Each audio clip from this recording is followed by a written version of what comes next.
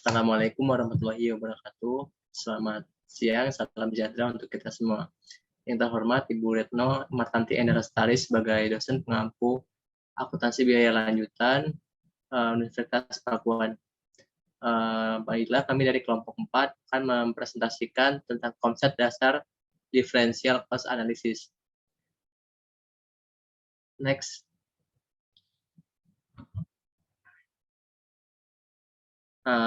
Adapun anggota kelompok 4 terdiri dari 3 orang, yaitu yang pertama ada Putri Miranda Hatajuru dengan NPM 02212118, yang kedua ada saya sendiri sebagai moderator dengan NPM 02212152, yang ketiga ada Mas Niken Pauno dengan NPM 02212176. Next. Di sini ada biaya diferensial. Biaya diferensial atau differential cost adalah perbedaan biaya antara dua atau lebih dari satu keputusan perusahaan. Menghitung biaya diferensial dapat membantu perusahaan ketika harus memutuskan pilihan antara berbagai opsi dan menghasilkan solusi atau alternatif lain yang layak untuk pilihan yang dimaksud. Next. Di sini ada analisis diferensial.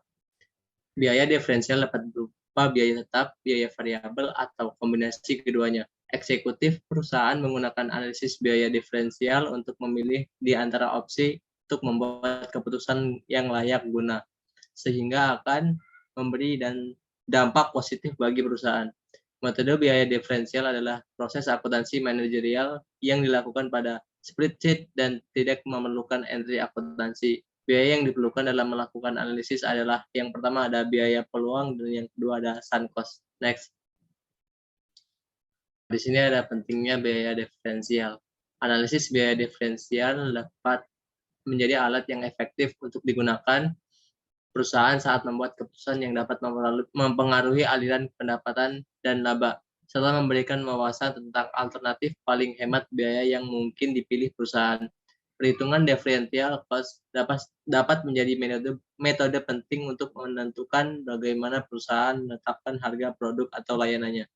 Biaya diferensial juga dapat menjadi penting bagi perusahaan yang mencoba menentukan metode branding, periklanan, dan pemasaran, mana yang harus dipertahankan dan mana yang harus dibuang.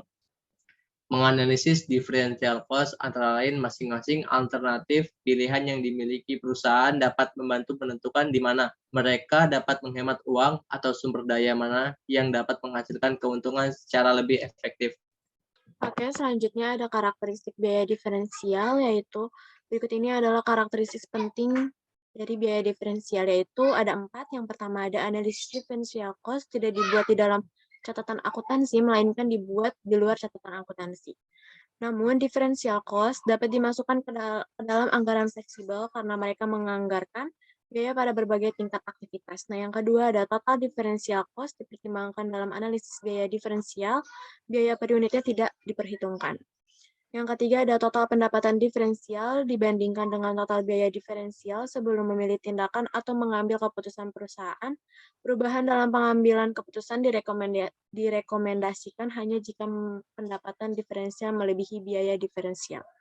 Nah, yang terakhir itu ada analisis differential cost terkait dengan tindakan masa depan atau tingkat output masa depan sehingga berkaitan dengan biaya masa depan. Biaya historis atau biaya standar juga dapat digunakan tetapi harus disesuaikan dengan kondisi masa depan. Dan kemudian ada penerapan biaya. Di sini bisa menggunakan biaya diferensial dengan cara berikut. Yang pertama itu ada menentukan tingkat produksi dan harga yang paling menguntungkan. Ketika sebuah perusahaan ingin menentukan tingkat produksi ideal yang menghasilkan pendapatan tertinggi atau laba bersih tertinggi, mereka harus melakukan riset pasar untuk menentukan harga jual produknya pada berbagai tingkat aktivitas. Perusahaan kemudian harus menghitung perkiraan pendapatan dengan mengalihkan output yang diharapkan pada tingkat tertentu dengan harga jual. Nah, yang kedua ada menawarkan penawaran harga jual yang lebih rendah untuk meningkatkan kapasitas. Ketika perusahaan ingin meningkatkan kapasitas produksinya, manajemen dapat menurunkan harga jual untuk meningkatkan penjualan. Perusahaan harus menurunkan harga jual sampai pada suatu titik di mana perusahaan masih memperoleh keuntungan dan memenuhi biaya produksinya. Agar perusahaan mengetahui apakah harga jual baru tersebut layak atau tidak, perusahaan harus menghitung differential cost dengan mengurangi biaya kapasitas saat ini dari biaya kapasitas baru yang diusulkan. Kemudian di sini ada manfaat analisis diferensial, yaitu penggunaan biaya relevan di dalam penyelesaian berbagai persoalan yang dihadapi perusahaan akan sangat bermanfaat bagi pengambilan keputusan perusahaan. Karena tanpa menggunakan metode biaya yang relevan ini, ada kemungkinan beberapa persoalan yang dihadapi perusahaan dapat berakibat pada pemilihan jalan keluar dan keputusan yang salah oleh pihak manajemen perusahaan. Kemudian di sini ada contoh biaya diferensial, yaitu ada 4. Yang pertama ada keputusan membuat atau membeli produk atau make or buy decision. Di sini mengidentifikasi dan menghitung biaya diferensial yang berkaitan dengan keputusan membuat atau membeli komponen suatu produk. Keputusan yang diambil umumnya berupa biaya yang terendah dan manfaat yang besar. Nah, yang kedua ada keputusan meneruskan dan menghentikan produk atau keep or drop decisions. Harus mempertimbangkan berbagai dampak yang ditimbulkan, pengaruh terhadap penjualan produk lainnya yang mungkin ada, mengumpulkan seluruh informasi yang dibutuhkan, dan juga mengidentifikasi solusi yang terbaik. Keputusan yang diambil ini antara lain mempertahankan lini produk, menghentikan lini produk, atau menghentikan lini produk dan menggantikannya dengan produk yang lain. Dan yang ketiga ada keputusan terhadap suatu pesanan khusus, yaitu special order decision. Di sini harus membuat keputusan apakah akan menerima atau menolak pesanan khusus tersebut berdasarkan pemanfaatan kapasitas menganggur. Pengoptimalan biaya tetap dan hilangnya biaya-biaya yang tidak lagi relevan. Nah, yang terakhir ini ada keputusan menjual atau memproses produk lebih lanjut. Sell or process further. Di sini harus membuat keputusan apakah akan menjual atau memproses lebih lanjut suatu produk gabungan. Kemudian di sini ada contoh pengambilan keputusan yang perolehnya manfaat dari analisis biaya diferensial adalah sebagai berikut. Yang pertama ada menerima atau menolak pesanan pelanggan, yang kedua ada mengurangi harga dari satu pesanan khusus, yang ketiga mengurangi harga di pasar yang kompetitif, yang keempat mengevaluasi alternatif buat atau membeli, 5 memperluas, menutup atau menghilangkan suatu fasilitas. Nah, yang keenam ada meningkatkan, memotong atau menghentikan produksi dari produk tertentu. Yang ketujuh menentukan harga maksimum yang akan dibayarkan untuk bahan baku. Nah, yang kedelapan menentukan apakah akan menjual atau memproses lebih lanjut. Dan lalu yang terakhir memilih di antara alternatif rute dalam produksi produk. Selanjutnya akan dibacakan oleh Putri Miranda.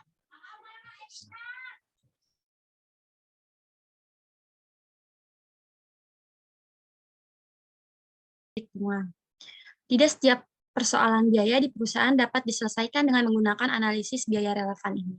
Tetapi terdapat beberapa persoalan yang dapat diselesaikan dengan metode ini.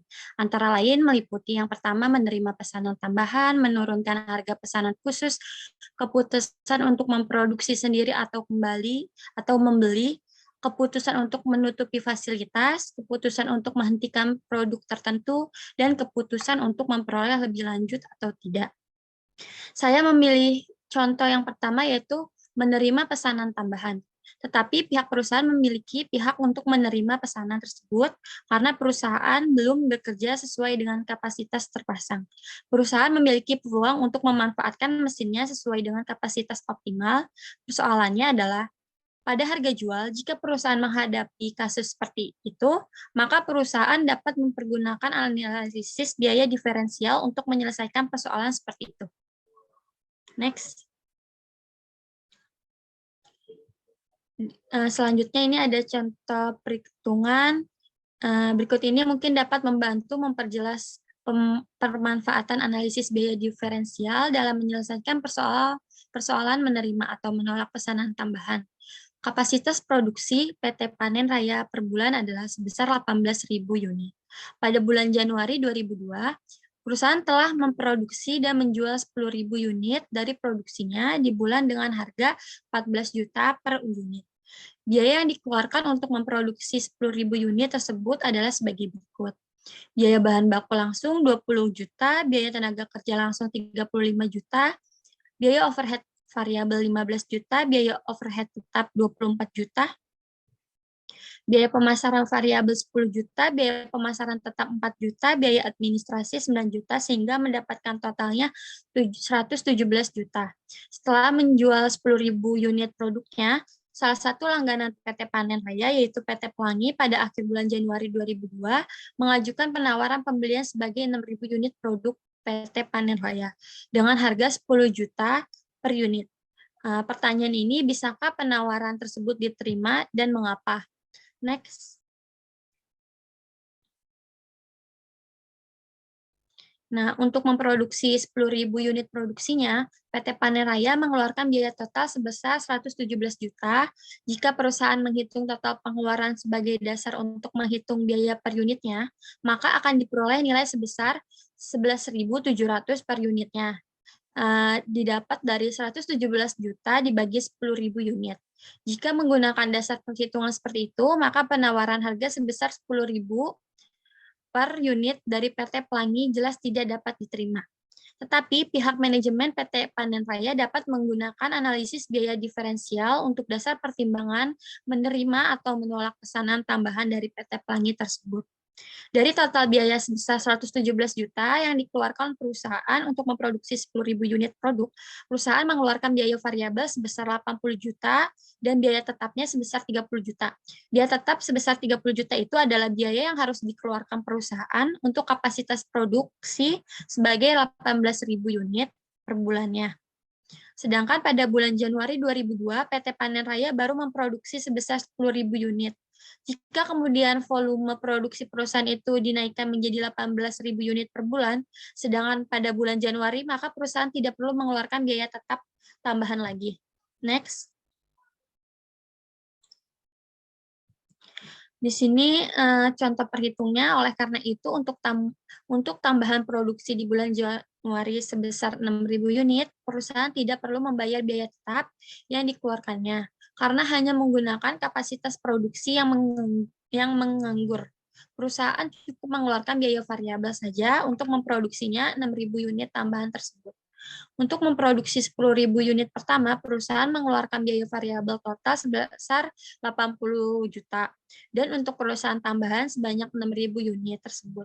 PT Panen Raya cukup mengeluarkan biaya tambahan sebesar 48 juta, yaitu 6.000 unit dikali 80.000. Jadi pada dasarnya suatu pesanan tambahan yang dengan harga lebih rendah yang diterima perusahaan selamat dapat menghasilkan margin kontribusi atau selisih antara harga jual dengan biaya variabelnya. Positif, maka pesanan tambahan tersebut dapat diterima. Dalam kasus di atas, maka margin kontribusi yang diterima perusahaan adalah sebesar 2.000 per unit. Didapat dari 10.000 dikurang 8.000. Perhitungan laba rugi berikut ini mungkin dapat memperjelas bahwa keputusan untuk menerima pembelian 6.000 unit tambahan tersebut adalah tepat. Next. Nih, di sini ada contoh perhitungan laba ruginya bisa dilihat. Jadi bahwa keputusan untuk menjual 6.000 unit produk tambahan dengan harga jual yang lebih rendah tersebut adalah tepat karena baik nilai marginal kontribusinya itu positif maupun perolehan laba totalnya tetap bertambah besar. Next. Kesimpulan yang dapat diambil yaitu biaya terjadi ketika perusahaan menghadapi beberapa opsi yang serupa, dan pilihan harus dibuat dengan memilih suatu opsi dan menjatuhkan pilihan pada yang lain. Ketika eksekutif perusahaan menghadapi situasi seperti itu, mereka harus memilih opsi yang paling layak dengan membandingkan biaya dan keuntungan dari setiap opsi untuk memudahkan perusahaan dalam mengambil sebuah keputusan penting. Menggunakan data keuangan dan biaya yang telah dikeluarkan memang merupakan hal penting.